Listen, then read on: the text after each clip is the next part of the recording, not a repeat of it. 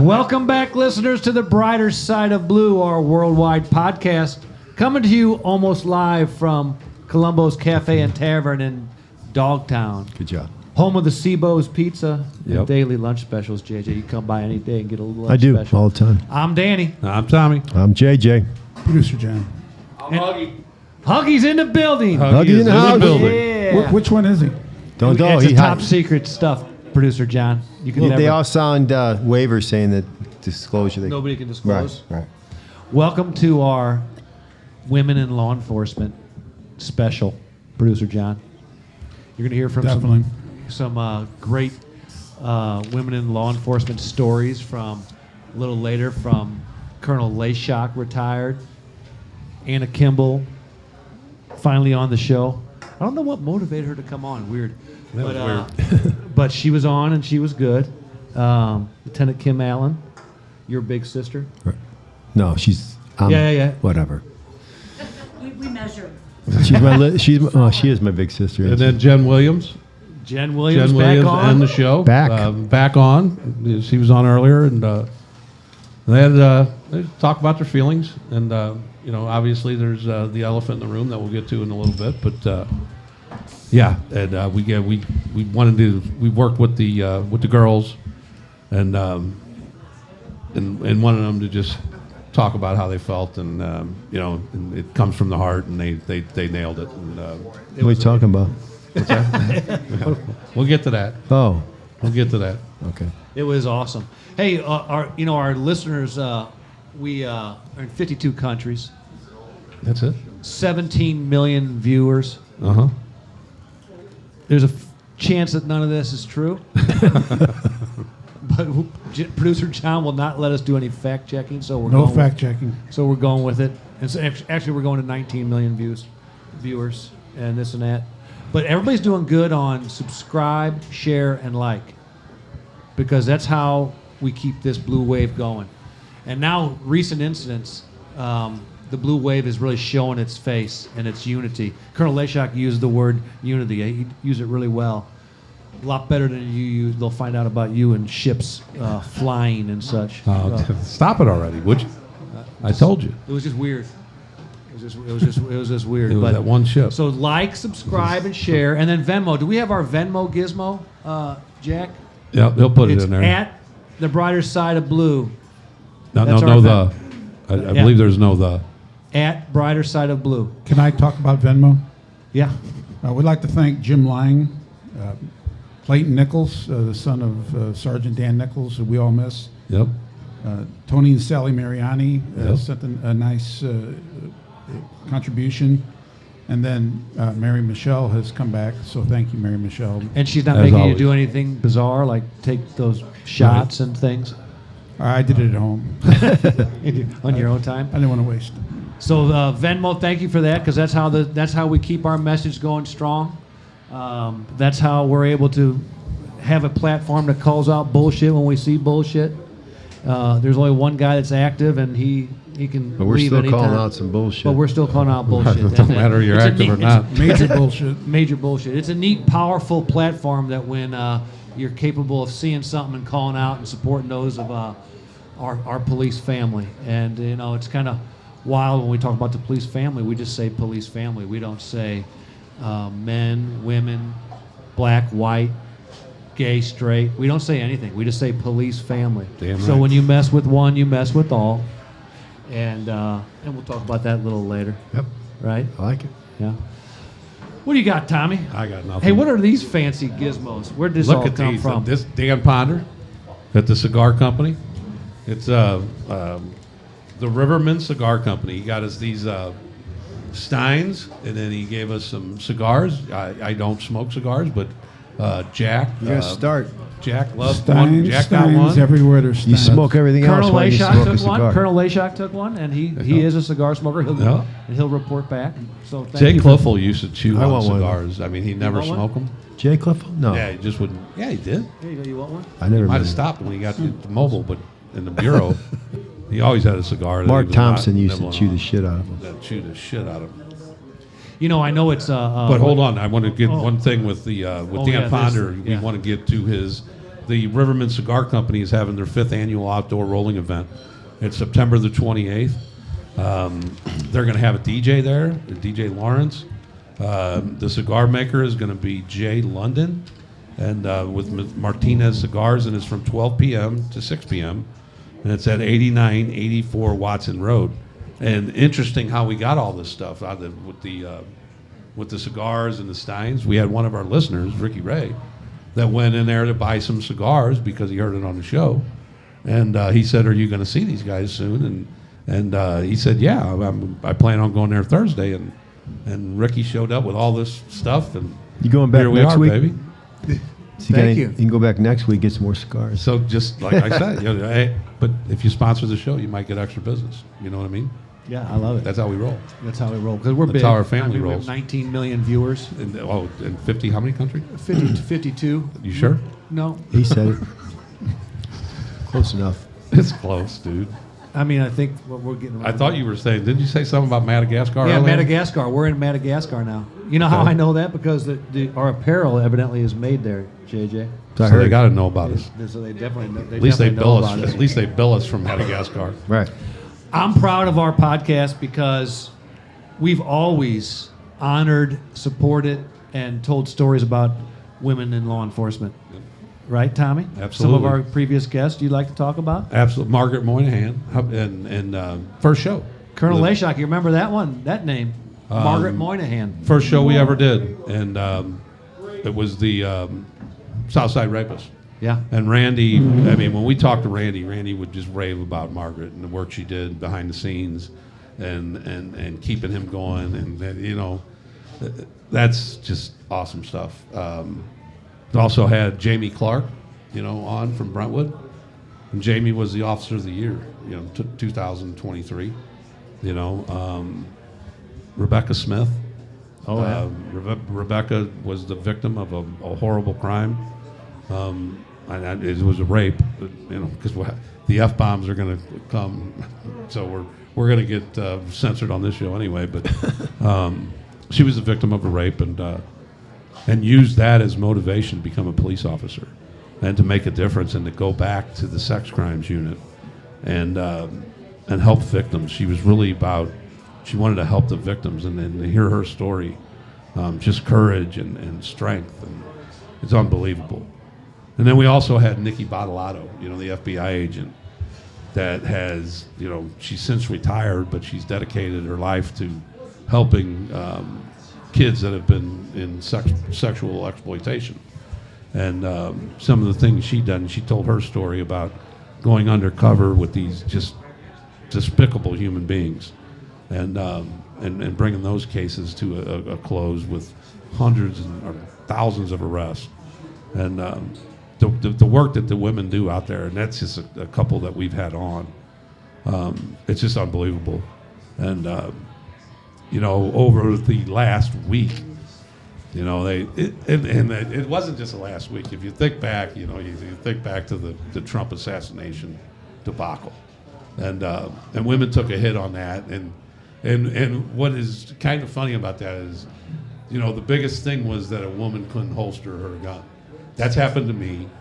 I'm not bullshitting. 15 times, but it never happened to me on national news. Yeah. So she didn't get a and, break. I wish it would have, though. It'd be And awesome. then it was the rollback effect. And then there was a lot of the silly rhetoric about blah blah blah. But recently, and we'll get to it in a little bit. Recently, it was brought to a whole new level. And but yeah, some of the women that have made. One of the people that I'll talk about is Gloria Lowell. Used to be Gloria Hogue. I'll never forget this. And I was a young policeman. I came on. I was 21 years old, and to say I was a loose cannon was given loose cannons tightness. But I didn't know this, but I was off on a Thursday, Friday, or Friday, Saturday, and I had to go to a wedding. Gloria Lowell, and I tried to take off Thursday, Friday, so I'd have these 4 days off. Well, they gave me Thursday off, but they didn't give me Friday off. And so I called in sick on Friday. Oh, you bastard. Yeah, exactly. I was 22. I didn't know. But when I came into work on Monday, Gloria Lowe pulled me aside and she said, Huck. She called me Huck. She said, the old man, and that was Dave, her husband, who was our sergeant at the time, is he's about to give you one of the best ass chewings you're going to get. She goes, don't claim you were sick or any of that bullshit. Just go in and take it and just walk out and say it'll never happen again. And I always remembered that because I was a young idiot. Now you're an old idiot. Right. Ain't no doubt about that now. Yeah, you weren't going to get it past Sergeant Lowell. No. Yeah, he was like, that was a good one.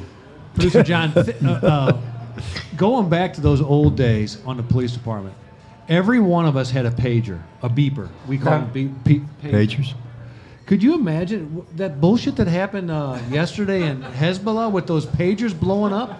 The entire police department would cell be phone. gone. I thought it was cell No, phone. it was beepers. It was Was it pagers. really? Yeah. They still have beepers over there? Yeah, they have beepers over there. Wow. Apparently. I used to keep my beeper in my front pocket. I really would have been in trouble. Yeah. My son, it probably they had saved you a some lot of footage. headache. They had some footage of the people that had it on their belt. Yeah, the beepers are going off. It did look fun. No, that could have destroyed our whole police department. It didn't look fun. How'd they get those bombs and those beepers? It's scary. Scary How do you get stuff, somebody to wear a beeper in 2024 anyway? Yeah. They deserve to get. Never mind. I should. Ooh, got some Ooh, cutting I'll out cut to it do. out. There we go. They don't. All right. They don't deserve their beepers to blow up in their pants. That was bad. Move on, Danny. I'm trying. I'm digging myself out of that one, JJ. Just got back playing some pickleball down in Naples. Oh, Jesus. How'd you do? Anything to say? Oh, no. Pickleball's great. How'd you do? I did good. You do all right? I did good. That was why we didn't have an opening last week. Is your sound didn't come through. Oh, really? Yeah. So. What's Anyway. What's P Diddy been up to? Ooh, dog. He in trouble. Freak offs. He is in trouble. They're having freak offs. Did you read 1,000 jars of lubricant and oil? Yeah. What could go wrong? Wow. Dude, that dude is in trouble. He's in trouble. He's in trouble. They hit him with that racketeering. Yeah. You get hit with racketeering, you are. We all know that the feds, they take forever to make a case, but when they make a case, it's already done. Yeah. Already Right. done. Right. Yeah. It's not like locking somebody up for dope and then you have to build Go your case. write it up then and- write it. They No, denied they just him sit bail. on it and they make get all the facts together. Yeah. And then when they indict you, see you. I'm thinking he could still use some of that lube. Wow, yeah. Dude, come on now. Why you got? I mean, for the rest of his life, he could probably, just have a he couple could probably jars. get, he could probably get through that. Hey, we're gonna give you 5 Shit, jars. he We'll might give let- you 5 jars Hey, and I see you ain't later. saying, but he probably wouldn't care. He's a freak. Oh yeah. There's no freak offs in the federal penitentiary. Dude, they had people coming in from all over the place. That is creepy. Flying. Man. What a weirdo. Did you read the indictment? Yeah, I read it. Dude, that dude is He's in big he's a trouble. freak. I mean, he brings it to a whole new level, man. Yeah. It was not good. It doesn't. Okay. I've lost all. You got faith. any like silly stories? You're good for just a good story, but kind of stupid. What? Stupid. And you know what I'm Stupid saying? for Well, You tell a lot of interesting stuff, but it's kind of off the wall. Yeah, but I just try to make our listeners smarter. Right, I hear you. You know. You got anything? The first thing that comes to mind is Fred Bauer invented the Pringles can. Yeah, that's just how it started. I'm digging it. Yeah, the Pringles can. But he didn't invent it. Back in the 60s, late 50s and the 60s, people were bitching about greasy potato chips that crumbled. Okay? And so they were looking for a solution, that something that wouldn't crumble. You get all the way down to the bottom of the bag or whatever. He said, no, it's going to come in a can stacked. Genius. Is genius. But the thing about it is they didn't care about the chip. It was about the packaging. So that's why Pringles taste like they taste. I don't mind. And because they're stackable. Do you know they're not a potato chip? Well, they're They're a crisp. They're They a call them crisp. a crisp. But it takes 3 potatoes to make a can of Pringles. 3 potatoes? 3 potatoes. You know what else Fred Bauer invented? What? Freak off. No, he didn't, John. That's what I heard. That was P. Diddy. That's what I heard. But Fred Bauer he died, and he was cremated, and he was buried in a Pringles can. That's my information. It's true. He was buried in a Pringles can. Bunch of little pieces. Well, he was cremated. I know. Oh, cremated. Gotcha. He was I quit listening a while He ago. was a crisp also. He was a crisp. So the Pringles was just all bullshit marketing. How Yeah. just some bullshit. It was marketing. about packaging. They didn't give a shit how it tasted. They didn't give a shit about no chip. No, the Just the crisp. packaging. Yeah. We got a bunch of people in the crowd who are like, what the heck are they talking Well, they're about? all smarter now because Right. they know Yeah. where Fred Bauer, what he did in life, which was invent Pringles Right. can, and where he was buried. Right. Nobody cares. So. No, they I noticed that care. JJ was Everybody in here will repeat that story. Fred Bauer, he's Buried in the Pringles he was can. buried in a No, Pringles that's can. actually that's kind Boring of story that's we kind ever of cool. right. Yeah. There was a guy that shot Chris Day back in the day, and he was Now he we- was stood up in the corner of the funeral home. His casket was stood up because he didn't want nobody to look down on him. Is that true? That's true. The guy that shot Chris Day.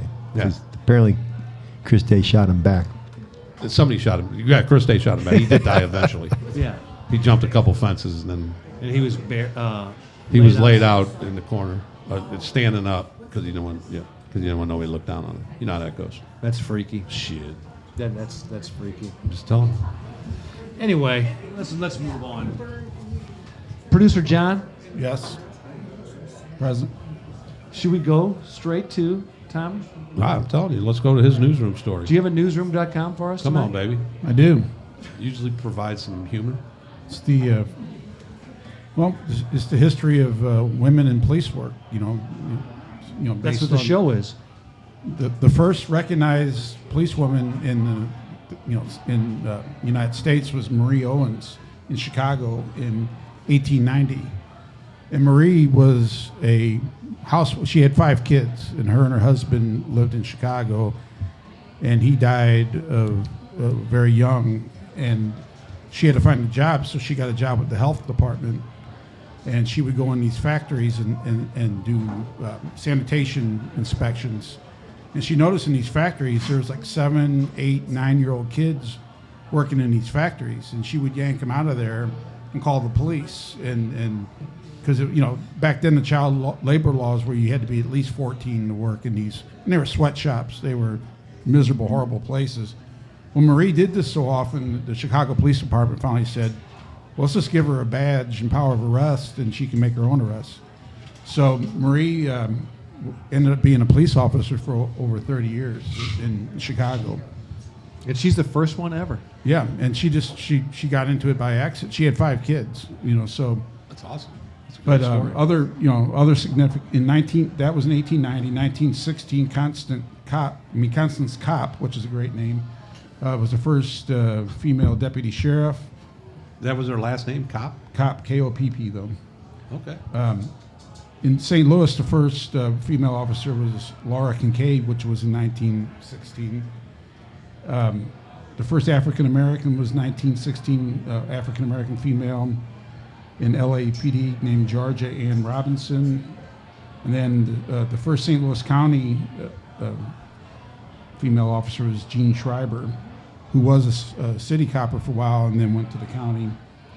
And finally, So she started all that? and what year was City this county? coppers leaving What to year go was to the the county. county police department started? 55. So, for people who aren't from St. Louis, it wasn't like the St. Louis County was like way behind the times. They were a younger department. got you. So, and then in '85, Penny Harrington became the first female police chief. Anybody want to guess where? Nashville. San Francisco. It's on the West I Coast. was going to say LA. West Coast for sure. California. Seattle. Well, Portland is close. Close enough. It's all Yeah, up same there. thing. So anyway. Same. But latest statistics are like approximately 14% of full-time. 14% of full-time law enforcement officers are females. And National Police Women's Day, of course, what we brought up is September 12th. So I also saw on the website about National Police Officers Day. They had some suggestions on how to celebrate it. And so for anybody who maybe didn't celebrate it the right way this year and maybe regrets how they celebrated it and maybe wants to do something different next year. Yeah. The website suggests that you can take a female police officer to lunch or get them a card or get them a small gift or set up some fundraising or events in their name. So if you don't if you feel bad about the way you celebrated this year's event, here's some suggestions.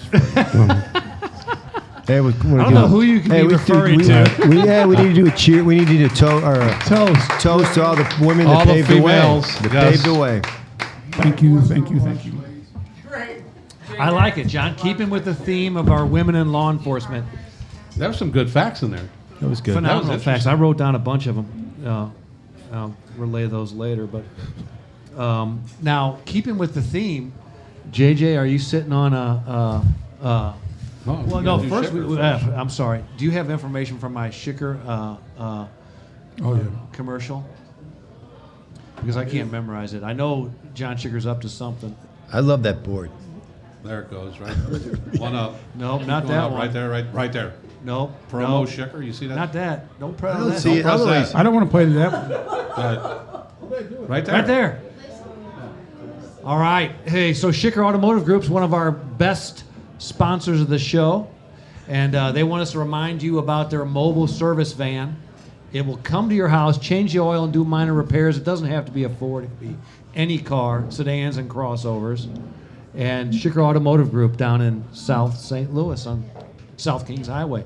And we think we have a suggestion from our first listener. Mama Howard. Mama Howard. Mama Howard's going to lead us into the Zen. Buy your cars from Schicker Automotive, but get your Zen from JJ. You got a moment appropriate Zen for yeah, us? I think this is actually really appropriate. The man who offers an insult writes it in the sand, but for the person who receives it, it is chiseled in stone. Very nice. Very nice. I like it. I like it. Very good Now, one. there wasn't a big enough applause. In Yeah, that no, one. it's a little bit, Thank you, ladies. Thank you. Fantastic.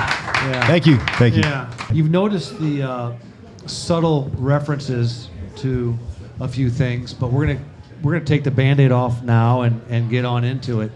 Right, Tommy? Yeah, this is a video that kind of sparked it. It's been all over the place in the St. Louis area. It's a video of a guy by the name of Andy Frisella, owns a local company here, and has a podcast called Real AF. And it's the old double entendre. Yeah, yeah. His name's Andy Frisella, but it's real as fuck, you know. It's the double entendre. Well, we're going to call this little segment. Did you ever watch David Chappelle? Mm-hmm. And he had a segment called When Keeping It Real Goes Wrong. Yeah. We're going to call this segment When Keeping It Real as Fuck Goes Wrong as Fuck. Yeah. So let's just play the video first. Around fucking forcing your shit on everybody like you're the goddamn fucking Gestapo. A badger gun doesn't make you And I think that's where people get pissed, bro, because there's a lot of police officers, and to be completely honest, especially women police officers, who fucking try to emasculate men. They try to make men feel like they're being dominated or they're being, they have power over them. And bro, the quickest way to escalate a situation is to do that to a grown man. And that's why that's why, in my opinion, women shouldn't be in fucking field and police officers. I just don't think they should be. Every woman cop I've ever dealt with, every single one that I've ever been pulled over by, tried to make me feel like a fucking bitch. No. That's not a way to de-escalate a situation. No. Yeah. Definitely not. Especially when you know that if that person didn't have a badge or a gun, you could punch a hole through their fucking face and end their life. Wow. And they're talking to you like you're a fucking piece of shit. And that's where I do see police officers with the black men. You know what I'm saying? Yeah. They talk to them like they're dog shit. They, and like, dude, there's a lot. I guess what I'm saying is there's fault on everybody, and we need to fix it because we need civility in society. 100%. And it doesn't matter. Civility. Civility. He's civil. Civility. I believe it's From his civility. bully pulpit, just screaming and hollering at people. Civility. Can I redo my Zen again? No, that's something else right there. Well, you intercepted a. Well, let's first get into the. He's associated with a company here, and the company has tremendous employees. Some of them are policemen. As this Andy Frisella brings up in every one of his apologies, is this company gives money to the police departments. But his podcast does not. His podcast gives nobody any money. The company does, and the company has his brother Sal involved, and he's got business partners. And when we got all this information and we were trying to figure out what to do, by all accounts, his brother and his business partners are great people. And the way, again, we're not telling anybody what to do, but his employees every day have to worry about what's he going to say next. What's he going to put on this podcast? It doesn't pay them. Right. It doesn't give the donations to the policemen. It's out there just for him to be him, and His ego. right. So, but we were fortunate enough to get a recording of his business partners and his brother when they got the news, and this is the recording. Cold-blooded dummy. You big dummy, see what you did? Oh, no, you big dummy. Oh, no, you big dummy. You dummy. You're a big dummy there. I'm not kidding you. You're a big dummy. And that was that. That's some covert shit. You got that together. It was an appropriate response. What's funny is the young people don't even know who that is. Yeah. Producer you know who that is? That's Fred Sanford. He has Come no on, idea. dude. From St. Louis, too. Yeah, from St. How about Louis. Patrick? Patrick's a little. You know that one? You know that one? All right, big dummy. Big dummy. You big dummy. Sanford and Son. Big dummy. But yeah, that's it. And again, so he's just one of those guys that JJ. He's a tough what do you guy. think? He's a tough guy. Yeah, he's one of those And tough guys. I can honestly say, in my pool of friends, and I have a big pool of friends, none of them are tough guys. I mean, they are tough guys, but they don't act like they're tough guys. Right. And I hate being around people that tell how tough they are. Yep. And like Jerry Leyshock mentioned in the podcast, that's why he likes boxers, because they don't say anything. And that's why he thinks they handle himself on the street so well. Right. But the guys that mouth off, and even Kelly Chase says something, the big mouths are the ones that aren't tough. They're You just got full to of tell shit. you you're tough, They're then they're just full not of shit. tough. They're full of shit. All blow No, ups. when you go to a bar, the worst people to run into are the tough guy, Can't stand them. the close talker, the toucher, and the rambler. Don't forget the spitter. yeah, good call. If you're a spitter and a close talker, you got a problem. You have a problem. But the I got- touchers.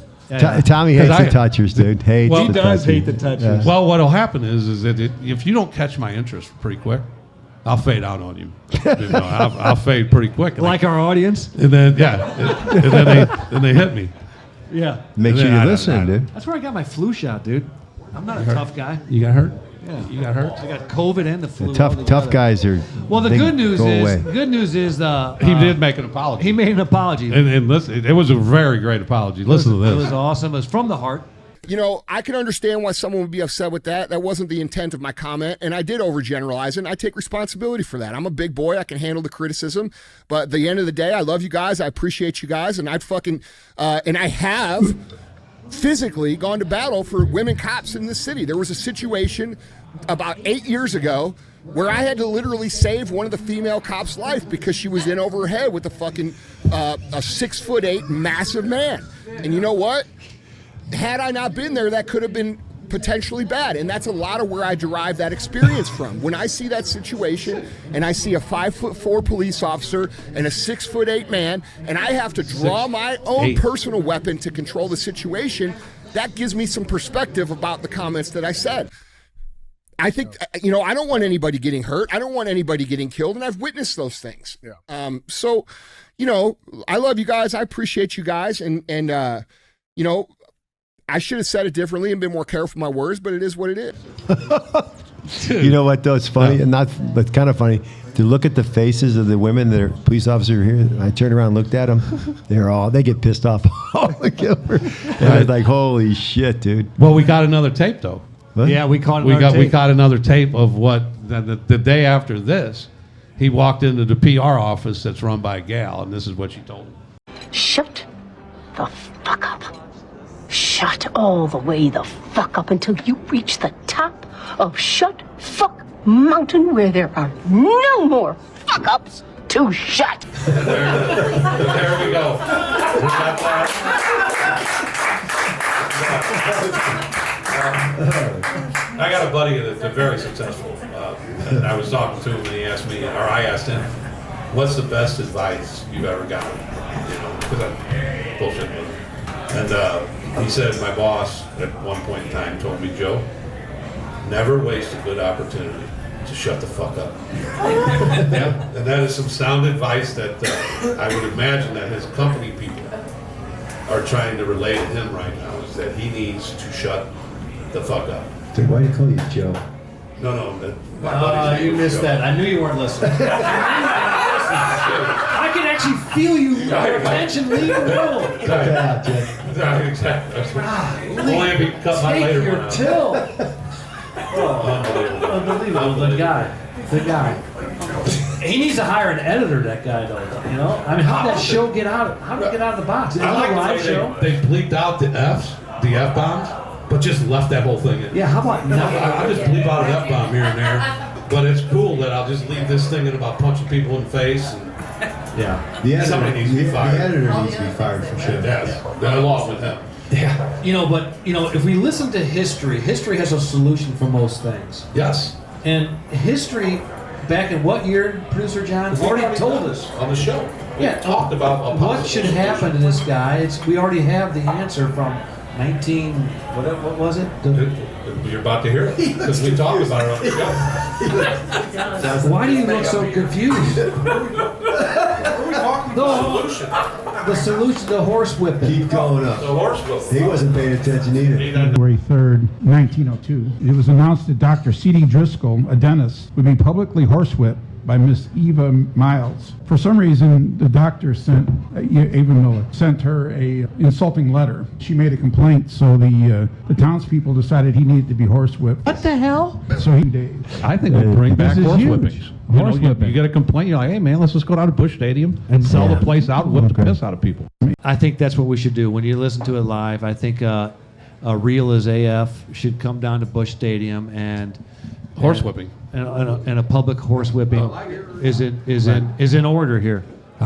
If you're going to bring back something, that's the one to bring back for a certain situation. I think, I'm not speaking for all the females here, but a good, horse whooping might. You got it, Tom. Am I good? There it is. There's the solution. Boom. I think We're we should down. do it. Sell it out. And So- but we got to get one of them gals Sell from the country tickets. that can snap that. Make it snap. Yep. Yeah. I got it. You know how that goes. Yeah. But again, I want to reiterate: we are not saying anything about the company that he's associated with. But what the females have come on, and it's You'll hard, hear 'em. and you'll hear them, but it's hard for them to believe that he's not part of the company when he's on this podcast with all their gear on. He's broadcasting from their headquarters. He's always in their headquarters, and they're trying to say that he's not part of the company. And I think that, and you'll hear it later from these people, I think the solution is for him just to shut the fuck up Yeah. Go the fuck away. and go the fuck away, and they can make whatever decisions they want. And as you'll hear the women talk about, there is chance at rectifying the whole thing. Yeah. It's going to take time, but there's no way that any one of these women and the officers that support them can walk into that place and see that guy and think that there's a chance that there's not. And JJ Zen was perfect. It's etched in stone. Yeah. They're not going to forget this. So they can do whatever they He want. was too passionate about it to be He fleeting. let it off with, let me be perfectly honest. Even his apology was horrible. Right. The first one. Right. So, enough of us talking about it. So right now you're about to hear from Jerry Leyshock first. Colonel Leyshock, Anna Kimble, Lieutenant Allen, And Jen Williams. and Sergeant Williams.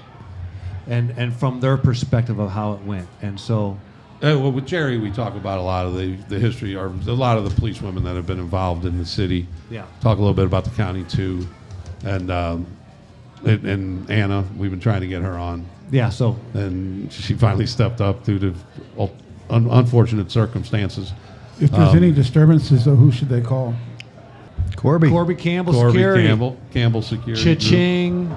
CampbellSecurityGroup.com. You better say something about Greg Colombo. You had something you wanted to say. Oh, the Guns and Hoses. Yeah. So we are going with the Guns and Hoses.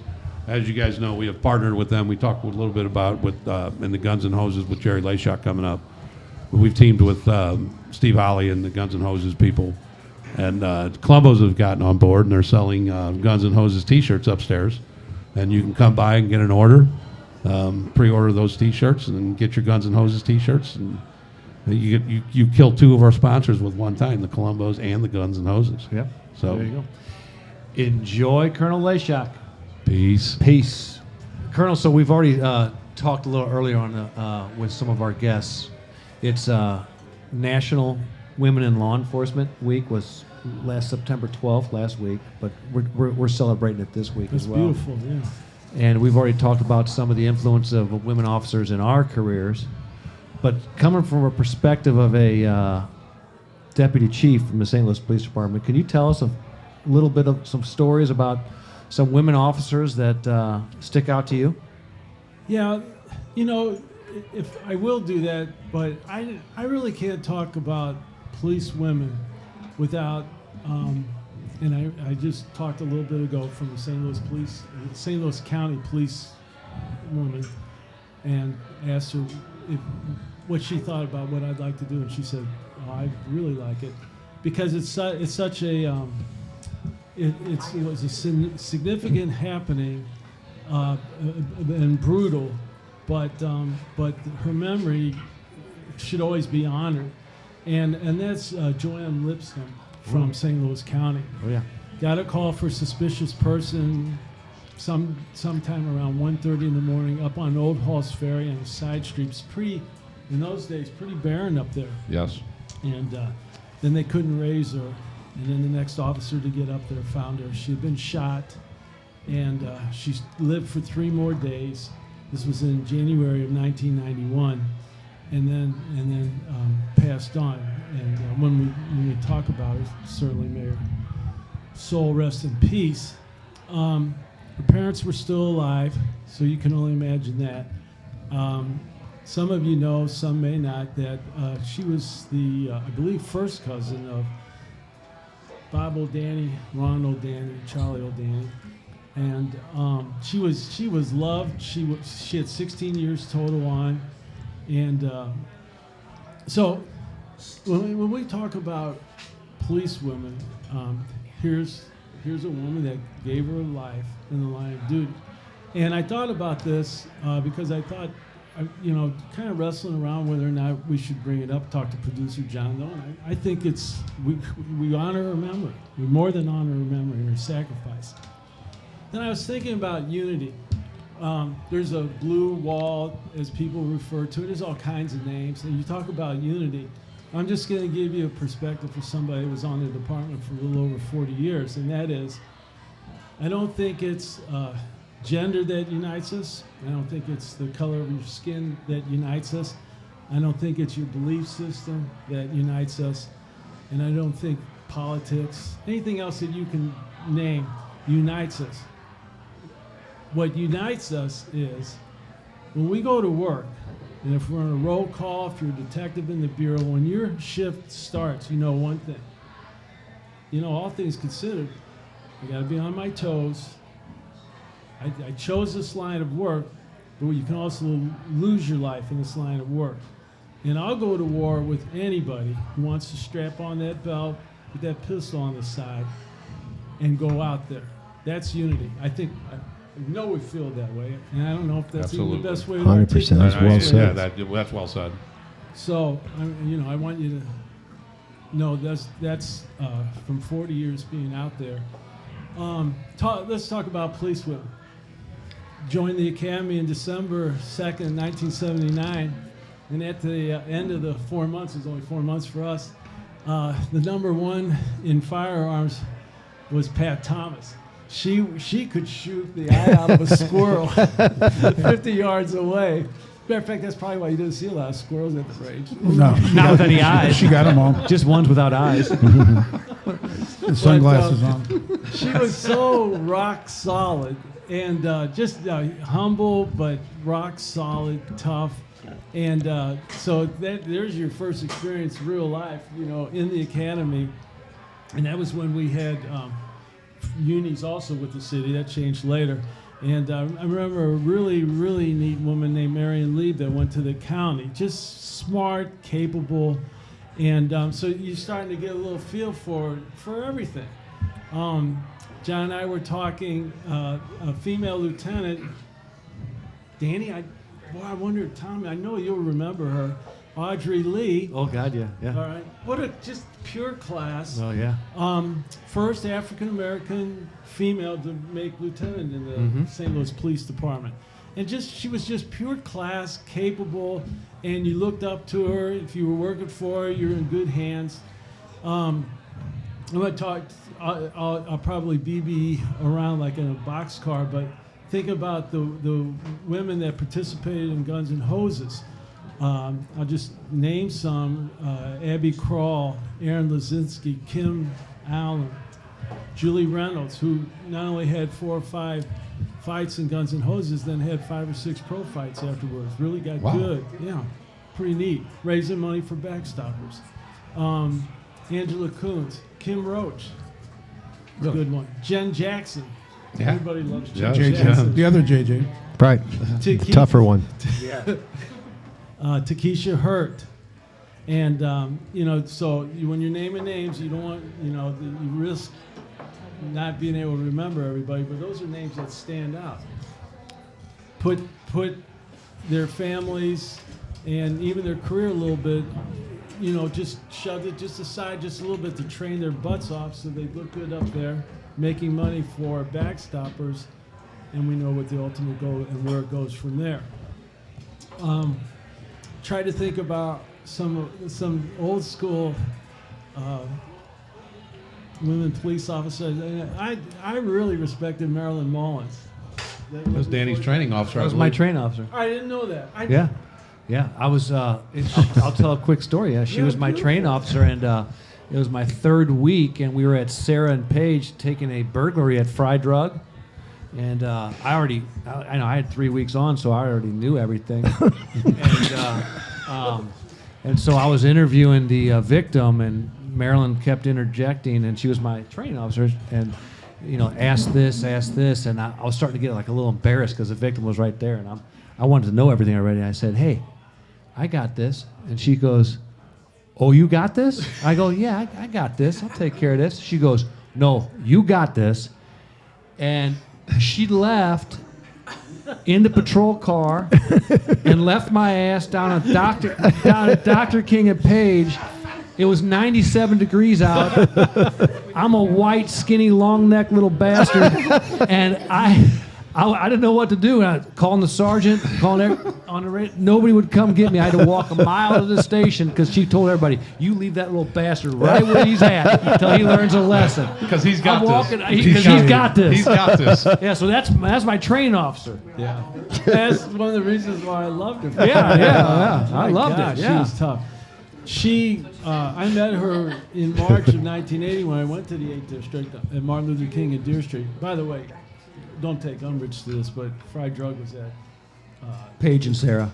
No, it was on Martin Luther King. Dr. King. I just said I was walking up Dr. King, so I just got mixed up. But on this show, you'll learn that boats fly and all kinds of things. So don't Ships That's why Marilyn left you there, so you could learn all this. Right.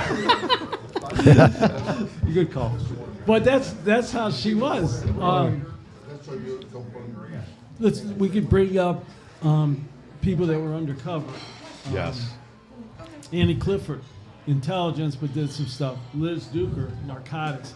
That famous picture of her, Johnny Burke, Larry Hollifield, Greg Skinner on the motorcycles. On the motorcycles, yeah, that was a good one. Yeah, and boy, she fit in. Then, by the time I had some rank in the department, I got to work with Brandy Doby, who's my aide, was the captain of the 4th District, tremendous. Jody Eaton later on. Jody Eaton had an amazing memory, and she's still a sergeant in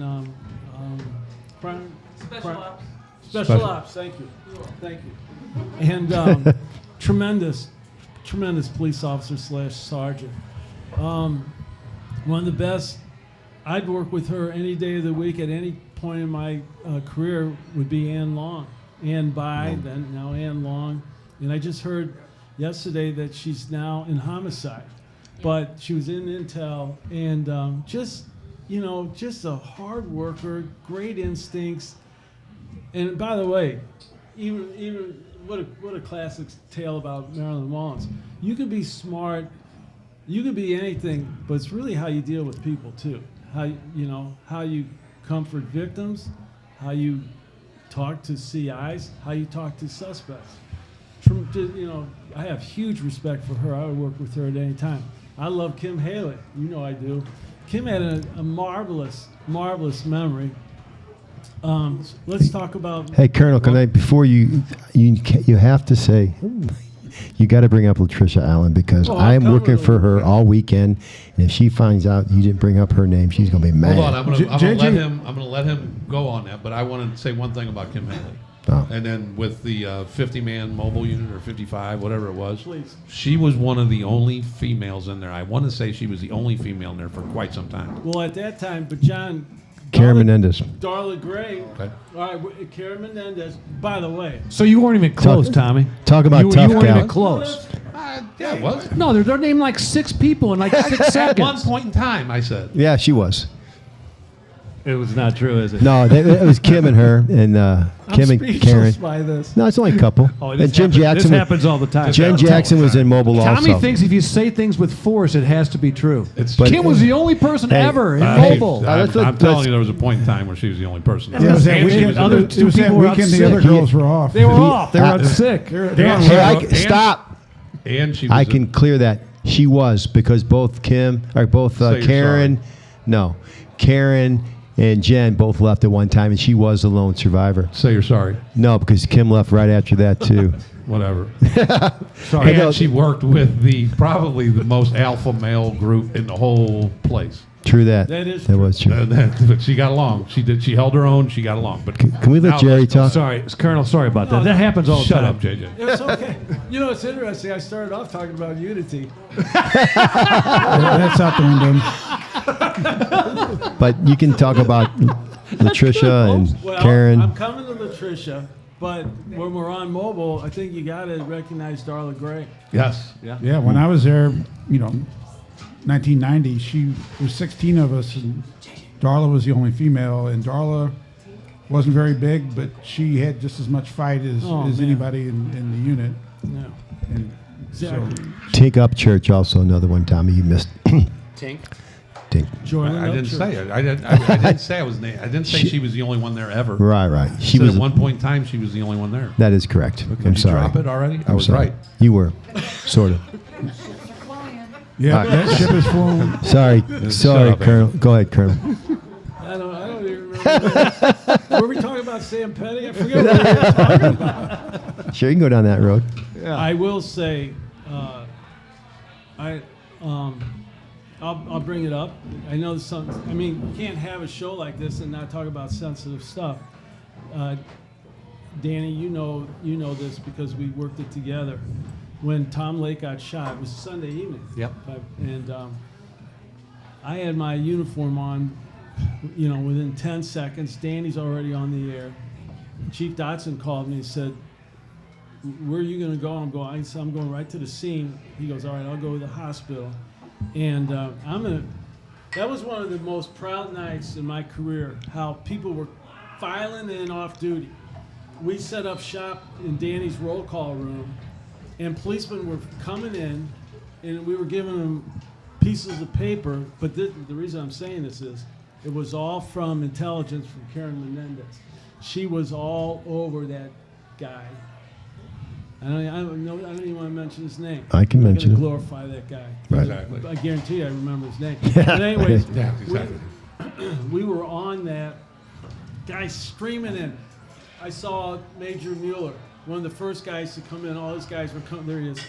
Remember, Mike? Yeah. He came in there off duty. So that was Karen Menendez. It was incredible. All She the used to talent ride had with on that. Trish Vineyard, or they used it, and they would kill it on the South Side. Kill it. They were my Crush it. burglary squad. They were down in feared. South Yeah, she Patrol. was the burglary squad. Unbelievable. Trish Vineyard and Karen Menendez was a sergeant, but Right. But they rode together. They were relentless. Yes. Relentless. You know who else was Laurie Lamchick and Fran Krupp. Boy, that's a great memory. I mean, they used to, Up in and the they rode 7th together District. in the hood. Yeah. I mean, in 7th District. And detectives always had those guys that they would, or the guys, No. but the the police officers they would go to when they needed to talk to somebody or they needed some information. And Fran and Laurie were those people when they were riding together. Go to, no doubt. Yep. Nickname. You got a nickname? We'll go run by them. Right. Absolutely. Yeah, good one. No, and they were, and I never rode up north. They were so well known that, and I was a detective elsewhere.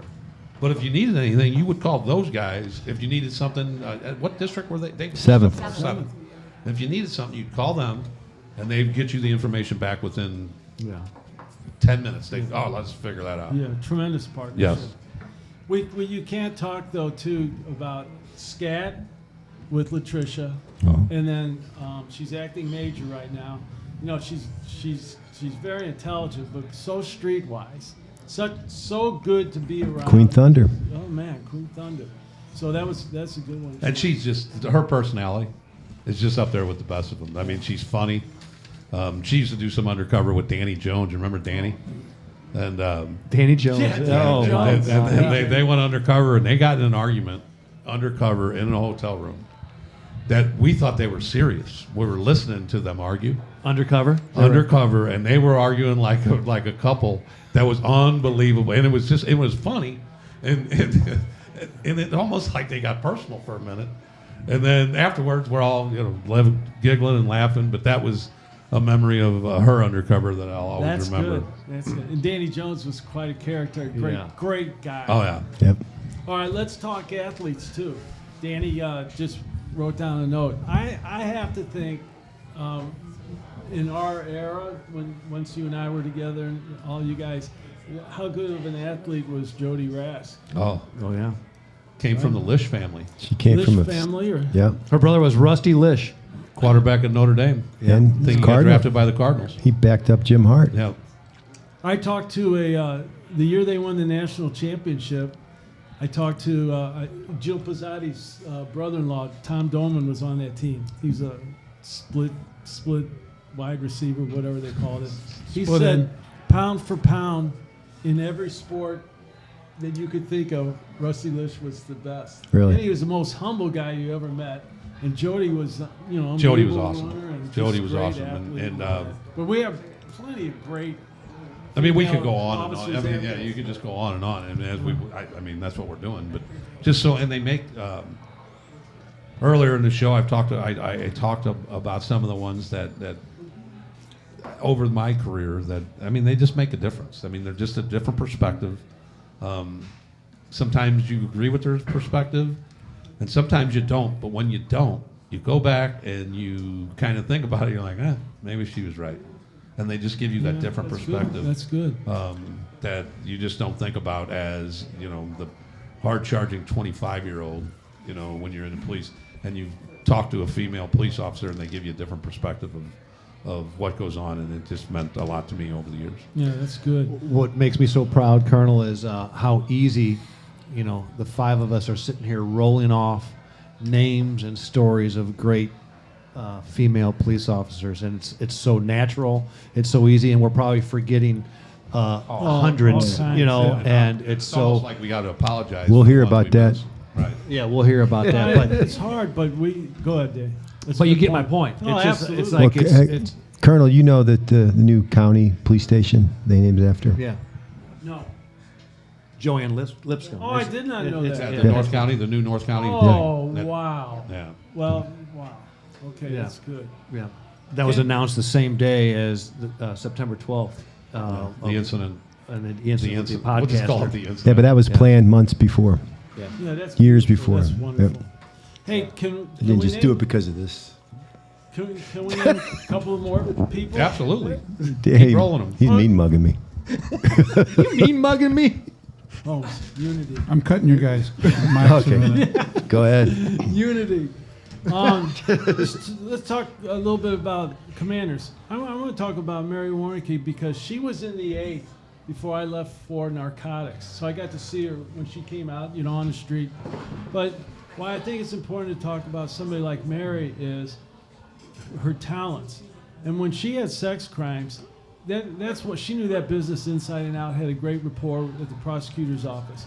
But also her knowledge on victim advocacy, that goes a long ways, and I think sometimes that's a little shoved under the carpet. Great police officers, male or female, don't have to just be known for their arrests and all that. For that kind of stuff like that, she was like an encyclopedia of her knowledge there. Talk about Renee Kreisman, Lieutenant Colonel right now, active. She made her bones early on as planning the big details in that unit. Operational planning, right? Thank you. Yeah. Something like that. No, I think that's what it was. That was, yeah. So she was amazing, and I tap into her a lot when she was the captain and I was lieutenant colonel. I didn't have that those abilities. She was a great resource, and look where she is. Rocky Jones, she did some work in the Priority Squad. I got to work with her on the Priority Squad. Great instincts on the street, and just a good person. Joe Burgoon talked about that. It was really? a special homicide investigation team, which obviously they named it something. The acronym there was not real good, but she worked on that with him when they locked up the I forget the gal's name, but who killed her kids, and they had a big priority squad on that, and Rocky Jones was a big part of that. So yeah. And I got to know her. We were doing a cold case on our priority squad assignment, and he had us, or it wasn't Joe. Homicide had us doing stakeouts on a suspect in different places. Well, you really get to know somebody spending 8 hours on a cold night in a car, and I mean, talking about her parents or family. Me too. Just Oh yeah. you get in all bonding kinds of there. conversations in 8 hours. Yeah. So good one. That's good. And then the other one. And do you remember Nate Williams? Yes. Okay. So Shelley Stevens goes undercover and meets Nate Williams by herself. I was absolutely. It was unbelievable. I was a dangerous guy from the Peabody, but really more Darst Webb. But he was known to not be trifled with. And she went undercover and handled it like a champ. He was short on his money. She called him out. I mean, it was, and then, Shelley. Yeah. Shelley carries herself as very professional. And we asked her, will you go undercover? We mentioned this with Botini. And we asked her to go undercover because they don't have to go undercover, but, you just got to ask them. She was in the Central Patrol Bureau at the time. And I told the story on a couple shows earlier. Well, she showed up, and she was Sister Shelley. I mean, she was ready to roll, man. And she went into a Denny's, I believe, up in North County. And she was waiting for him, and she was and then he came in. First of all, he was late, so she chastised him for that. And I'm in there, I'm in the car giggling. And then she starts messing with the money, and she's like, you're short. She's like, get out of here and go get the money. Oh, wow. And this is a guy that she's by herself because the guy who set it up was like, I'm going to send my gal, because I think he was in prison. I'm not positive. Or about to go to prison or something. And but the way she handled that, and all the gals that go undercover, and the men too. That is, and then we talked about Jen Williams later in the show. And Jen went undercover to be the victim, to try to be the victim of rape. I mean, that's just, you got to be, She's a little nuts, though. She is nuts. No, She didn't even hear you. She didn't hear. She left. but yeah, so again, Producer tell John those stories. kept volunteering for that job, but they would never give it to him. To be the rapist or the... Why won't they come rape me? Hey, I'll name I'm still another trying. great detective, steadfast. Just somebody could always depend on Lila Payne. Yeah. Can't Yep. forget her. Just came to as you were talking. Amazing. Just a great heritage. Great. I mean, they've made great such a difference. heritage. You know, all the Absolutely. females on this job have made such a difference. Great heritage.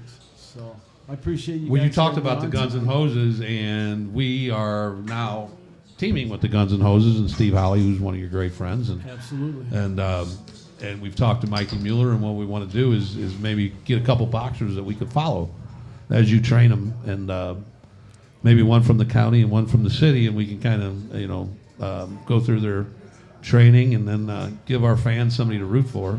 Come You're already fight deep night. into training right now, aren't you? Yeah, well, Mike goes to the county and helps out sparring still.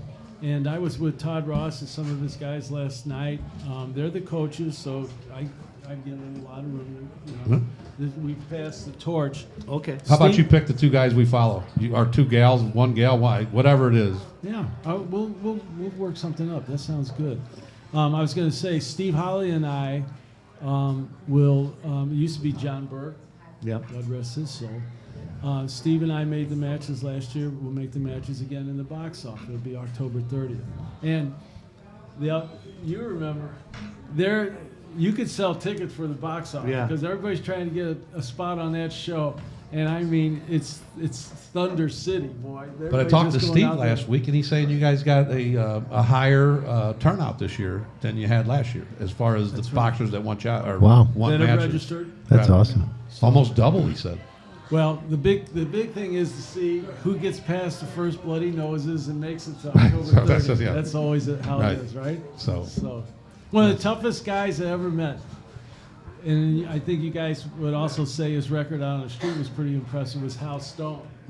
So he announces he wants to try it. And one day, I love Hal Stone. But one day he comes up to me and he says, "Can I ask you a question?" And I go, "Yeah." He goes, "Do you think it's bad that every time you tell me I'm going to spar today, I go in there and throw up for 10 minutes?" And I said, "How? Not everybody's cut out for this." You know, he goes, "Okay, good." That was it. I'm out. I'm out there. Of course, he was undefeated on the street, as we all know, but there's no need to bring that up today. So, great man. Anyways, guys. Colonel, thank you. Yeah, thanks. Thank you for Always coming good to on. be- You'll be on again. Yeah, we'll get on again. Welcome back to the brighter side of blue. As promised, we've asked many times, and the answer has always been no. Until now, it's National Women in Law Enforcement Day. It was last September 12th, last Thursday, but our show was kind of convoluted last week, so we're getting to it now. We had a little assistance. We had a little assistance. TFO, Task Force Officer Anna Kimble, detective in the Intel Division, but you've been a task force officer for how long now with the U.S. Marshals? 16 years next month. 16 years. Flying below the radar. That is a They tremendous. they might have forgot I was there. I don't know. You shouldn't have said that because 16. you'll get transferred on Monday now. Yeah, you'll get, yeah. As far as TFOs go, that's got. I mean, you got to. I think Mueller might have hold Eddie No, Clay she's was gotta under. be- Yeah, that's Eddie Clay territory there. I think it's longer. Eddie Clay might have me beat. How long? Seriously. I don't know. Does anybody know? Who's No. I don't know that it's 16. He had two phases. And for all the people out there that don't know, that the task force officers are a very cherished job in the police department. They used to have back in the day, it was a 3-year cycle, so you could only be at every thing for 3 years. Well, then what happened is that these agencies started complaining that you're just learning what they're doing in 3 Exactly. years. Right. So then they extended it. Now Now it's you 16 really took years. advantage of that, huh? Now it's every 16 years. Do what you do. Yeah. That's a great one. You know, but having said that, you'd have to be damn good at what you do to stay 16 Absolutely. years. And you know, Hopefully. in all seriousness, Anna, over numerous podcasts, we have legends of the police department on, and they tell great police stories, and your name kept coming up. It was like 4 or 5 times, and that's why I kept asking you to come on, and you kept saying no. But Wait a minute. We got a female legend? I said. I think we do. Oh, okay. Someday, maybe is what I said. someday, I think that you were apprehensive. I think one of the words you told us was you thought you might say something stupid. And I think that the circumstances that have come up over the last, I think it might happen, but we'll see. We'll see. well, we're not live. We edit things. But you know, we had your son on the show last week. I know that. Are you proud mama of Nick Kimble? I am a proud mama. Yeah, he's hopefully going to be our next rep there. Yeah. 82nd District. Yeah. We got him to agree that when he wins, and he will win, that if anybody brings up the words defund the police, he's going to kick them in the nuts.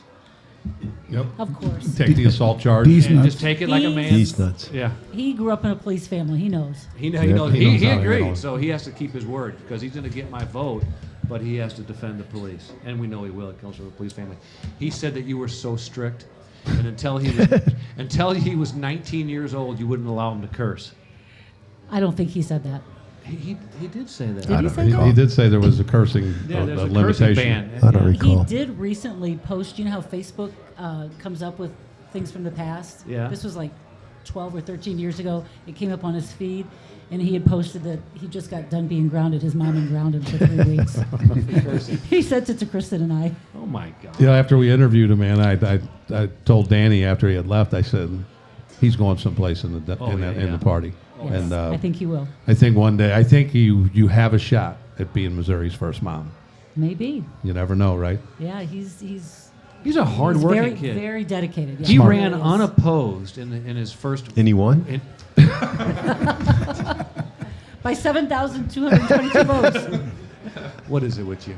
Go But ahead. anyway, he still knocked on doors and still did all the work as if he was opposed. His dad and I were knocking on doors with him, trust me. Oh, my God. We were at the polls that day in 100-degree heat, yes. You can never take anything for granted. No, that's true. That's very true. I think one of the things that I'd want to talk about, Anna, is in your names come up several times in times of tragedy.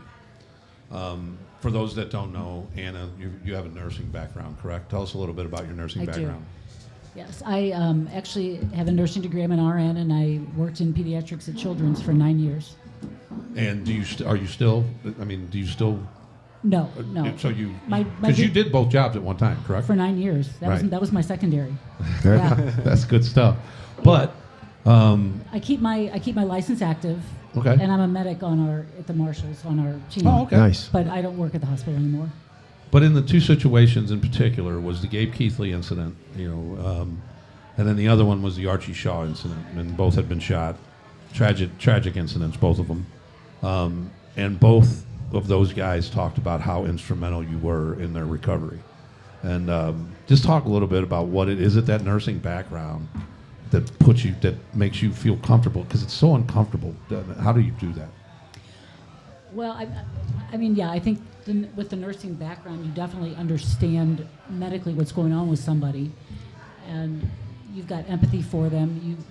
You know, this is a tragedy in their life, but also I think it was the police background. I mean, as policemen, we back each other, Right. and we're going to make sure that you're okay. But it's so hard. I mean, I don't know your relationship with those officers prior to their incident happening, but it's so hard and it seems like you went in there and took charge of the hospital room, almost like, I got this. I don't think I did that. Take credit Hey, we don't for fact check. You did it. Okay. Now zip it. Now tell us about That's it. what they're saying, though. That's what Maybe they they're said. giving you more credit than you deserve, but I don't think so.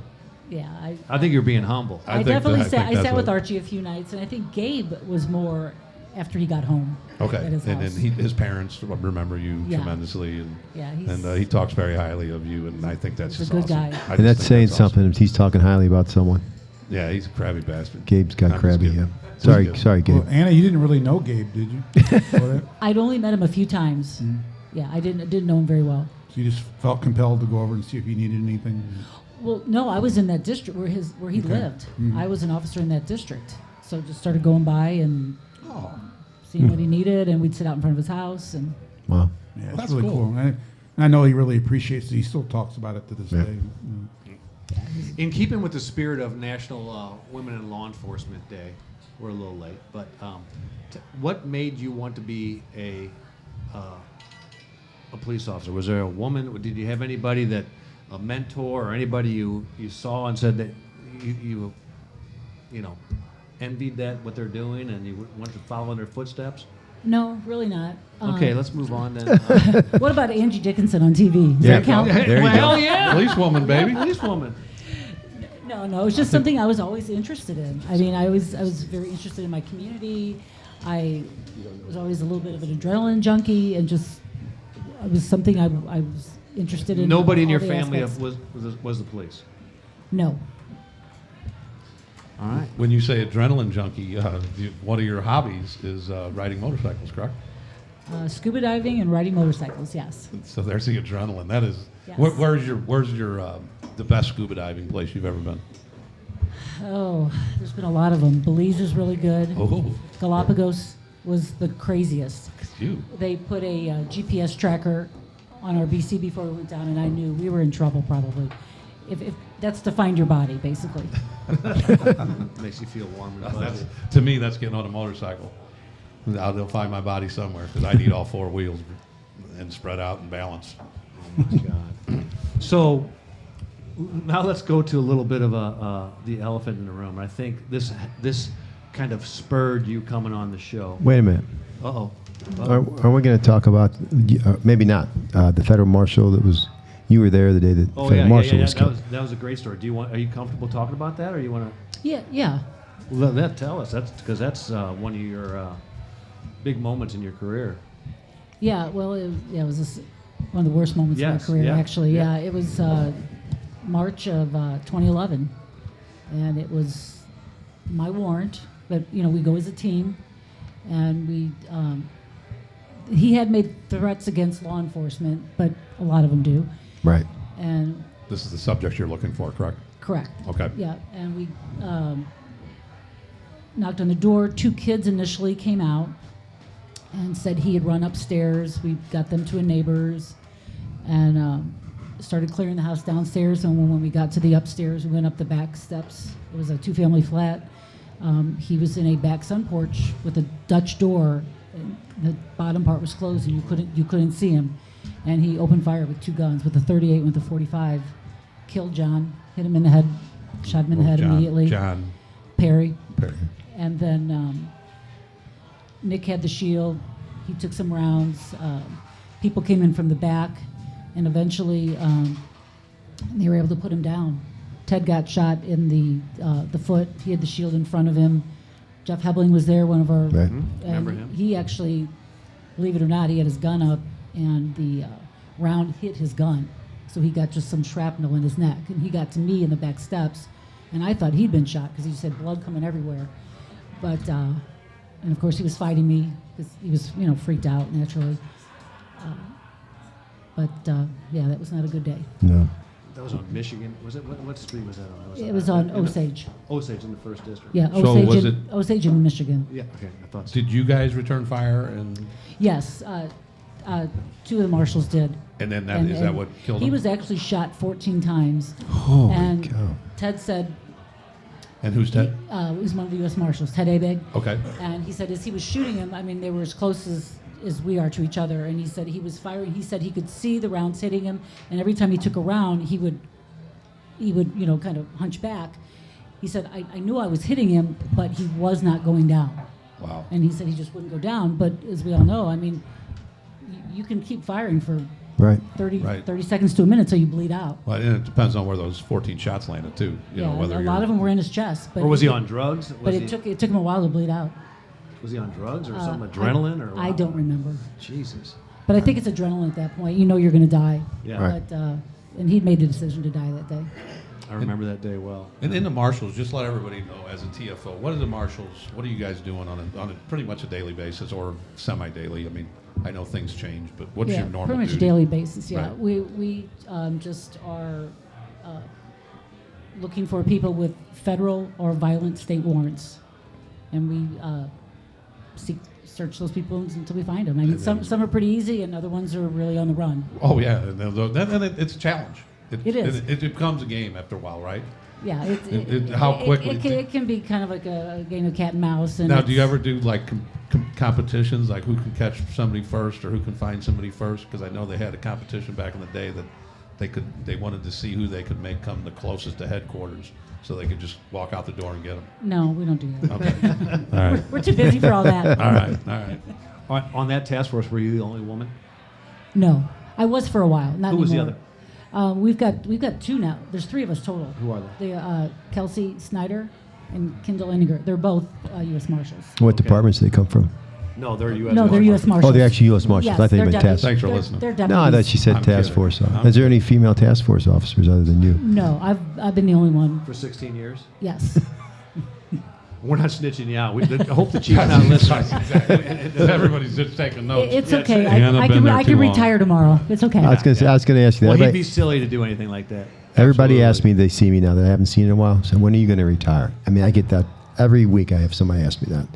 How often do you get that asked? I keep telling them I am. They don't believe me.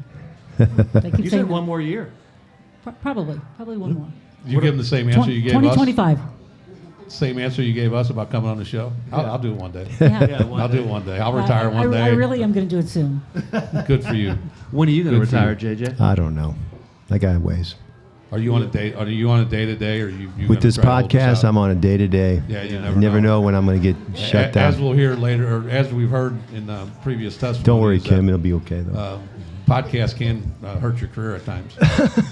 If you say that, and not Depending that on I would what ever you say say anything on that's stupid, certain though. podcasts, you Yeah, can but end a career. I'm not saying anything. You know what? If there's a group of people you want to piss off, it's female police officers. Oh, dude, just don't we know, baby? Could be it. Wow, don't we know? Let's go into it. All right, Let's go into it. The elephant in the room. Yeah, the elephant in Boom. the room. And actually on National Women in Law Enforcement Day, a certain podcast from a local gentleman, I guess he had a seizure or something on the podcast because he really was spitting out some venom. Do you know what I'm talking about, Anna? I do.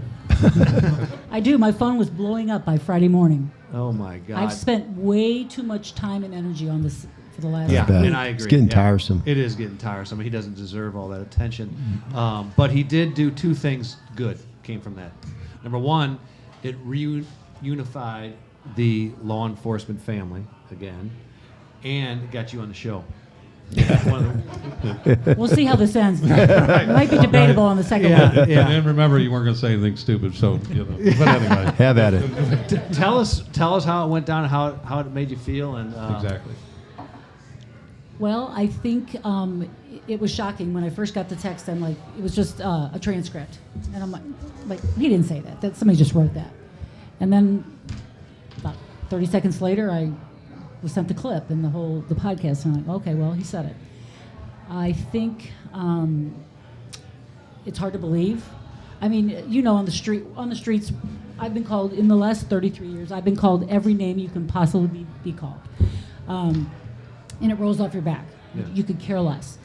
But when it comes from somebody who is supposedly a staunch supporter of police and on your side and has your back, it really takes on a different nuance, I think. And it's very hard to believe why that would be said, and extremely hurtful. I mean, the people were up in arms. I mean, my phone, I'm surprised my phone didn't blow up, actually. It was pretty bad. And then he not only said what he said, you know, it went on for 60 or 90 seconds. He then, you know, put whipped cream and a cherry on it by his statement of he could, without a badge and a gun, he could end our lives with one punch. That's a pretty violent statement to put out there, and that was not a slip of the tongue, unfortunately. yeah. No. And then he made an apology. Well, we had the first apology that was Right. not the Q&A that was not an apology. It was kind of he just said he was generalizing things and he shouldn't have done that, and sometimes he does that, and he just kind of blew it off. That was definitely not an apology. And then I'm sure somebody in his camp said, "You got to do better." And then he went on Saturday and did a 12-minute apology that did sound sincere. I listened to it all. But his initial statement was also very sincere, and it was said with passion and conviction. So, which they both can't be true. So, Right. I think at that point he knew he had to do that. Maybe this can be repaired someday. I don't know, but it's going to take some time, I think. And what I'm getting from a lot of the females that we're talking to is that they try to distance themselves from the company. You know, we won't say the company's name, but it's hard to distance yourself from the company when you wear the apparel, broadcast from the company, and I get it. The company wants to repair that relationship with the police, and they should. And I think we get behind that. But if if police officers, or especially police women, go there for any kind of, if this thing ever gets repaired, and the first thing they see is him, I don't think that's going to go well. No, probably not. You know what I mean? And I don't think you can really distance yourself from the company when part of his apology was explaining how much money he had donated Right. to police, which he has. But I think it's going to take a while. It's is. going to take work, and it's going to, and our whole message is, sometimes you just need to shut the fuck up and go away. Yeah, and he's going to have to eat the shit sandwich, I think, for a Right, while. and then I'm not saying he needs to sell anything or do anything. Just go away. I think hey, do what you want. All these companies and they can do what they want. And women are going to do what they want, and people that support them are going to do what they want. And I think when it comes down to, we as policewomen, we know our truth. I mean, he can say whatever he wants. I mean, I didn't like the violence part of it. Right. He can think what he wants of us, but we all know our truths. We all know what our contributions have been, and we know we've made a difference. And Absolutely. And that's Absolutely. really And we're going to talk about where we're at. We have talked about that, and as everybody knows, we're taping this at the end, and we're going to do the beginning of the show. But and the one thing I want to end with you is, how proud are you of yourself and the female officers that you've worked with over the years? Because as you're going to hear, or as you've heard us talk about, women have been very instrumental in our careers. And I can only imagine that, and people hang out with the people they have most an interest in, or most common interest with. Right. So you guys a lot of females hang out together. And you guys have to be, it's an honor for us to talk about you tonight, but how proud are you guys when you guys get together and say, we are kick-ass people? I mean, we're very proud. I don't think that's usually how the conversation goes. Right, but you guys talk about it. Right. Hey, we're kick-ass people. We're usually talking about you guys. What are these idiots? Yes. Can you believe what they did today? But you're there. Yeah. You guys are there for each other, and you guys always have been. Absolutely. I mean, I think, and this is nothing against male police officers because you guys rock, but I think as a female, sometimes we may have more to prove. Because I can see that. And we need to bring our A game. You don't want to be the weakest part of this. You want to pull your weight. You want to make sure that the guys you're working with feel confident in you, and you want to do the job well. Yeah. And I think the majority of us do. Absolutely, absolutely. But probably we'll just call it an equal percentage of the men. Well, there's some. It's on both sides. Right, exactly. We'll just call it. It's an equal percentage. I know that some of the police women in this crowd. There's some bad. I don't want to use that word, but there's some bad women in this. Yeah. And they kind of make me nervous. They're behind me. Right. Right. And we got, I won't say, but we have one of the, Jen Williams. Get that laugh on. Jen Williams, one of our she's stars. In the house. She had a great story on the podcast We'll early talk on. about that. I know, I'm just saying. But she's behind me and she makes me nervous. I can tell you that you've always brought your A game. And, I retired as a major, as you remember. And at the time I retired, I think I had basically 900 officers under my command. And there was no difference. It's the men and the women officers pulled the weight. They were all part of the fabric equally, and I was proud of all of them. And I just was very proud to have an army of women officers, just as proud as I was of having the men officers. Well, and that's what teamwork's about. Everybody brings a different skill, to the game, and that's how you win. 100%, and we are winning, and we won by getting you on the show, and right. so Thanks, Andy, that for still that. remains Thanks, to be Andy. seen. I've still got the mic here. Okay, cut this shit off right now. Next. Thank you so much, Anna. You were you had an awesome career as a policewoman, and we've been trying to get you on for quite some time. Will you come Thank back you. now that we took it easy on you? After I retire, because then I can say anything I want. There we go. Sounds good. Sounds good. Thank you. Well, welcome Lieutenant Kim Allen. She is I like to refer to her as my little sister. I mentioned her once before on the podcast. You sure did. I stuck my finger Stop. Yeah. No. I stuck my foot in my mouth. Right. And anyway, but it was all fun, right? It was all funny. But anyway, I like to refer to her as my little sister, although she claims that she's taller than me. I definitely am.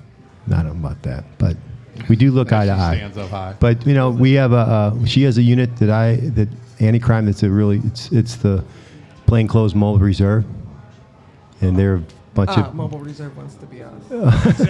Thank you. anyway, let's move on. But we work 2 weekends in a row together as a team, and she commands her guys, and I command my guys, and it's fun, and it's she's a good leader, and she's a kind of a badass. to be honest with Absolutely, you. she's had a great career over the years. And she can shoot that rock too. Well, it's debatable, and let's cut that part out. No, That I can shoot the rock? Yeah. I beat you when I was that's we're cutting out. Yeah, All JJ wants to cut out his sports analogy. That happened. I knew her when she was just an intern. She was not even on the police department yet. She was hanging out in the mobile office, wanting to be us. Oh, and then look at her now. That's true. That's actually very true. Is that the first true thing he said almost is about? Close. In that introduction, yes. Yes. All right. Well, but she knows I love her, and she's on this show, and don't get fired. And, Okay. Well, and then Just joking. and we've been in contact with a lot of you guys, the females that have been hurt in the past week, and getting some feelings, and we just wanted to put it, have a couple females come up and just tell us how you feel. How did it make you feel? How did you learn? And then speaking with other females, just kind of take us through that. Yeah, I woke up, I guess it was Saturday morning, to a Facebook post of his statements from my sergeant, Jody Eaton, actually. And it would have been Friday morning. Right. Because I stewed. And I was like, I'll keep my mouth shut for now. And then Saturday I woke up, I was like, I'm not keeping my mouth shut anymore. You speak about that man and what he supposedly stands for. I've bought the man's books. I bought into his beliefs. And to see him not only bash female police officers, but speak about violence, where he could stick a fist through a woman's face and end her life. I think that's what stung more than anything. That tells me that you've thought about that before. So it was very disheartening to have someone that you look up to or had looked up to at that point to say such derogatory things to or about female police officers. Well, in general, he actually kind of ripped on policemen in general. He said how we talk to black people, and like, what's he talking about? Well, and then that was the other thing. He's a wealthy white man that compared himself to a black male in whatever. Right. In whatever situation. Acts like he knows what we deal with. And I'm Right. like, you have no idea. No idea. So, yeah, it stung. I was taking a stance at that point and still have. And it's, that's disheartening, and you can't take those words back. You might try and work through it, but we don't forget when it comes down to it. No. Yeah, having said that, do you think this can be repaired? It'll take a lot. Actions speak louder. Yeah. And when you bring up the fact that you give all this money and that's part of your apology, and then you also add into your apology that you saved a woman police officer's life at one point, that's on moot. I mean, that's a moot point. Yeah. That's Right. that mutes you to me. You're trying to brag about yourself again. Right. And that was a crazy story. Well, no and way. then I'll just say I think we said it when we said it with Anna, and we'll say it with you. if the guy can just shut the fuck up. Nobody wants us, but I mean, again, you can go apologize to all the organizations, cry, do whatever you want, but just shut the fuck up and go away for a while. And then the thing about, repairing the relationship again, if they want any women to walk in there again, or policemen that support the women, because there's a lot of policemen that support the shit out of you guys. And if he's the guy you're going to see when you walk into that place, there's no chance of repairing it. No, and I think you brought up the best point. Thank you. That we've had. Bullshit. Oh, we'll that, hear that about we've that had forever. in the story is that Bullshit. when you see your brothers standing up and saying, no, this isn't right. No, we're not going to back you. and actually making a stance for female police officers, that just brings that bond even tighter. Oh yeah. I think you that was a insult huge one thing. of us, you insult all Yeah, of us. it's Right. right. We're the police family. Right. Yeah. And He underestimated that part. Yeah. But I think he really did. It was a shot of adrenaline to all of us to unite us even more. So that's the good thing about it. But. I mean, what brought me on this department during my internship and whatnot was JJ. the camaraderie and JJ. No, but seeing the way the mobile guys worked together and seeing all the stuff that went on, I wanted to be part of a family, and that just solidified that family feeling.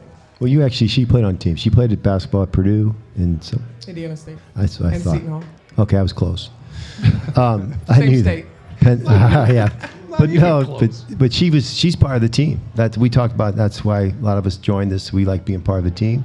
Yep. That's what you miss when you're done playing sports, and you just reiterate something we said numerous times already. Yeah. So that's cool. And I hope you guys feel the support of a lot of the men around you, and and we're with you guys. Again, we just want the guy to shut the fuck up. Tom, you're using up all your fucks. Yeah. Wait, No, We're already over. So he already We're getting used, dinked. his tape used them all. Yeah. Okay. I did like how they did in the tape. When you listen to the tape, some of them are bleeped out and some of them aren't. I didn't understand that. Who edited that thing? I didn't. Some are beep, and then some are pop, beep. Pop. if I was editing that, I would have lost the whole tape. Yeah, that would have been the best editor No, ever. we I talked about I that. just spilled my beer right in the middle of Right. Whoever We the talked editor about is that. Yeah, needs to we be talked about fired that. for sure. Yeah, that's unbelievable. And if I can add one thing, when you talk about female police officers, and I understand wholeheartedly why you have someone like Anna Kimble on here. I emulated her when I was in the 3rd District, and she was in Weed and Seed, and that's what I wanted to do. And that's what gives females this boost of, we can do this. We can do Right. it just like the guys. Right. Sometimes better. But Yeah. Yeah, let's not get Equally carried away as with good. that part. But I mean, it's an honor to actually share these statements with Anna and That's nice. some of these other women in here who I haven't met, but I've heard great stories. I heard your story. It just brings us all closer together. 100%. Well said. You guys Love would it. do the same thing for us if the attack was just about us. Hell yeah. You guys would be doing the same thing for us. Yep. So and Absolutely. That's what the team spirit is. Love it. So, anything else before you go? No, thanks for having me. We love you. We love you. Yes. I love Love you. it. Not we. You got a mouse in your pocket? Okay, we are back with a blast from the past. Retired Sergeant Jennifer Williams from St. Louis County. Hello. It was one of our favorite shows with you back in the old studio. Thank you. It was Jack's first show. Are you serious? It was. I think it was Jack's our first show. very, yeah, It was our very first first video. video. Yeah. Oh. He's so cute for those that don't. Thank He you. is Thank you cute. so. Oh, Where, you're talking where about is Jack. he? He left. He left. He's yeah. shy. Yeah, Yeah. but you had a very distinctive laugh that we enjoy thoroughly. Yeah, I think it made a TikTok reel. It Thanks. did, yeah. We did that. And we did plan on that. going there again. Your You friend. know, obviously, 33 years in law enforcement. And now your daughter Tori is a county copper, right? Yes, she's been for just over 10 years now. Okay, 10 years. And just to sum up what Jen did back in the day, it was only a little undercover case. Five. I think it was 5 rapes had occurred, and Jen decided to take over the apartment because people were moving out of apartments. Females were moving out of apartments because they got word There's all these rapes rapes going were on. happening. And Jen came up with the idea that she'll take over an apartment and go undercover to try to be the victim of a rape. Yes. Tell me, how much? Well, how did you use it? Courage. How much balls does that take? To just sit None. and lay in a bed, right? None. Zero. She didn't I won't say the other word. Let me say this. For anyone that puts on a uniform, male or female, black or white, yellow, green, purple, gray, I don't care if you're a security officer, if you're an EMT or a firefighter, you're putting a badge on your chest. You risk some inherent danger every single day. So that I don't look at as anything. I mean, yes, it's a special time. I No, did something it pretty. takes some guts. It I takes did some something guts pretty now. cool that one It takes time. some guts. I to sit there late. There, I hope he comes today. Every day. And she missed him with the mace. God, you guys have got really good memories. It takes courage for anyone to put that badge on every day and to go out there and to protect their community and to serve the community. And it is really, really sad when you have a public figure that claims to be the biggest supporter of police in the area saying these things. You asked the question to Kim, I think, earlier about what can be done to mend this. And that needs to be time, and that needs to be by proof of behavior and what is happening with the company. What is happening with this individual? We need time. This would not be tolerated in any other situation. Well said. I think one of the texts that I got was, would this be tolerated if the insult was about ethnicity, religion, or race? Absolutely, and it would not. It would have been immediately stopped. Right. And unfortunately, early on, at least in my career, our job as female officers was pretty much just to be quiet and smile and go about your business, even though you know what is being said or done around you isn't correct. But that's what you did to survive, to get a paycheck and to go home at night. Right. That's not the case anymore. We're done. We're absolutely done. This man made a comment in his second post about that women need to be capable, emotionally stable, all this other blah, blah, blah BS. In his apology, and I'm using that loosely again, on the third time, he said at least 3 times that he let his emotions get the best of him. So it sounds like maybe the job of a podcaster might be one to control their emotions. Yeah. also. Right. Tom, what's he supposed to say? What are you supposed to say to him? I don't want to use it up, but Fuck. Yeah, shut the fuck up. But one of the things that you said earlier is that we're not trying to hold his company. That again, there's wonderful people out there from all indications. Absolutely. And his partner and his brother, good people. You could do what you do, Yes. but all we're asking is just to the apologies are over. Yes. He's trying to set up meetings with all these people and Go away. apologize. in Go public. away. Nobody wants to hear it anymore. No, Because go away. like you said, okay, we can. The next one, and and I think it was you or somebody said there's PR companies probably involved now. That ship has flown. Well, he didn't see. Ship is flown. Well, that's good. That's another good Good thing job, that came with this. JJ. Well, this podcast, we got Anna on the show, Sound and now like ships something are I'd flying. Thanks, Tommy, because that's something stupid I'd say. So I did. The Titanic never would have sunk. I It was was flying. Right. Exactly. that still be ship out is there. flown, brother. Maybe that's what we need. It's the cannabis. Yeah, it is. You're all right. It's the cannabis. Sarge, Fly. thanks for coming on. Thank you guys Thank so you much. so much. Thanks, Jen. Everyone stay safe.